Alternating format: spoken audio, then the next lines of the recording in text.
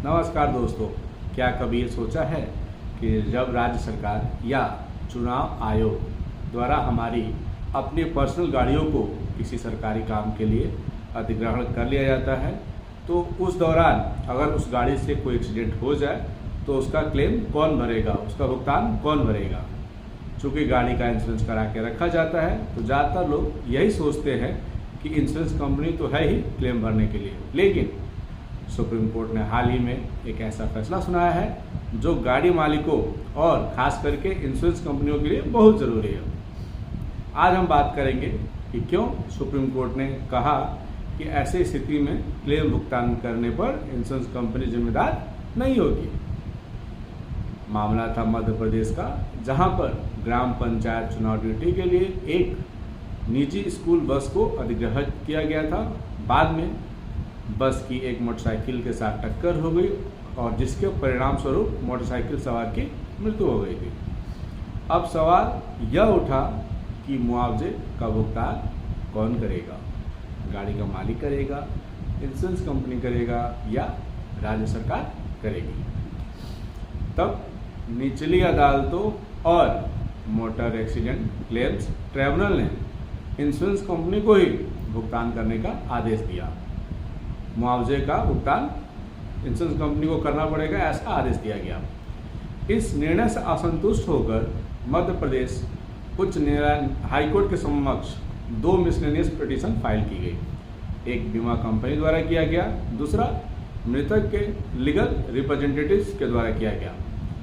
Legal representatives ने न्यायालय के समक्ष मृतक की आय के आकलन पर आपत्ति जताई और उन्हें दिए गए मुआवजे की राशि में वृद्धि किए जाने का अनुरोध किया, जिसके बाद मध्य प्रदेश हाईकोर्ट ने मोटर एक्सीडेंट क्लेम ट्रिब्यूनल के फैसले को पलट दिया और जवाबदेही जो है भुगतान के लिए ग्वालियर के जिला मजिस्ट्रेट चुनाव अधिकारी पर तय कर दिया।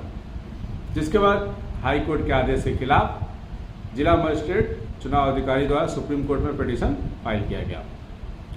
तब सुप्रीम कोर्ट के जस्टिस संजय करोल और जस्टिस एन कोटेश्वर सिंह की पीठ ने टिप्पणी की कि जहां किसी वाहन को सार्वजनिक कार्यों के लिए अधिग्रहित किया जाता है और अधिग्रहित की उस अवधि के दौरान कोई घटना घटित होती है तो जवाबदेही उचित रूप से अधिग्रहित करने वाले अथॉरिटी द्वारा वहन की जानी चाहिए, न कि उस बीमाकर्ता द्वारा जिसने वाहन के नियमित और स्वैच्छिक उपयोग के लिए मालिक ने नियुक्त किया था।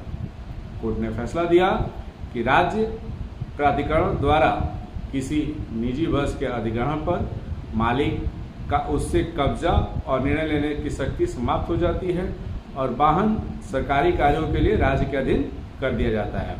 इसलिए उस नियंत्रण से उत्पन्न होने वाले कानूनी परिणामों को निष्पक्षता के आधार पर किसी ऐसे निजी बीमाकर्ता पर वापस नहीं डाल सकता जिसका संविदात्मक जुड़ाव पूरी तरह से एक अलग आधार पर आधारित था। इसके रेफरेंस में पुण्य कला देवी वर्सेस स्टेट ऑफ असम मामले का रेफरेंस दिया गया, जिसमें यह टिप्पणी की गई थी कि मोटर वाहन अधिनियम 1988 की धारा 2 सब क्लॉज 3 के तहत मालिक शब्द का परिभाषा कार्यात्मक है, न कि केवल औपचारिक। इसलिए जिस व्यक्ति के पास वाहन का कब्जा और नियंत्रण होता है, जैसे कि अधिग्रहित करने वाला प्राधिकरण अथॉरिटी, वह जवाबदेही के उद्देश्य के लिए मालिक की श्रेणी में आता है। इन परिस्थितियों में बीमाकर्ता पर दायित्व डालना अनुबंध को उस जोखिम से आगे बढ़ाना होगा जिसे कवर करने पर सहमति बनी थी। बीमाकर्ता से ऐसे परिणामों के लिए जवाबदेही मांगना जो बीमित व्यक्ति द्वारा न तो अधिकृत है न ही नियंत्रित अनुचित होगा। बीमाकर्ता बीमित व्यक्ति के समान कार्यों के आधार पर जोखिम का आकलन और उसका बीमा करता है। जब राज्य हस्तक्षेप करता है तब नियंत्रण अपने हाथ में लेता है और वाहन को अपने उद्देश्य के लिए उपयोग करता है, तो उस नियंत्रण के साथ साथ उससे जुड़ी हुई जिम्मेदारी भी राज्य अपने ऊपर ले लेता है। इसके अलावा जब जनहित में निजी संपत्ति को अधिग्रहित करने के लिए वैधानिक शक्ति का प्रयोग किया जाता है, तब उस शक्ति के साथ यह दायित्व भी जुड़ा होता है कि ऐसे अनिवार्य उपयोग से उत्पन्न होने वाले परिणामों के लिए जवाब दिया जाए। इसके विपरीत कोई भी निर्णय देना निजी पक्षों और उनके बीमाकर्ताओं पर ऐसे जोखिमों का बोझ डालना होगा जो पूरी तरह से सरकारी कार्रवाई से उत्पन्न हुए हैं। अदालत ने आगे स्पष्ट किया कि यूपीएससी-आरटीएस वर्सेस कुलसुम और UPSC RTS versus national insurance company limited, जिन पर अपीलकर्ता ने बीमाकर्ता पर दायित्व डालने के लिए भरोसा किया था, वे इस मामले से अलग थे, क्योंकि इन मामलों में बसें राज्य परिवहन निगमों द्वारा स्वैच्छिक समझौते के तहत चलाई जा रही थी, जबकि प्रस्तुत मामला अनिवार्य अधिग्रहण से संबंधित था। इसलिए सुप्रीम कोर्ट ने अपील को खारिज कर दिया।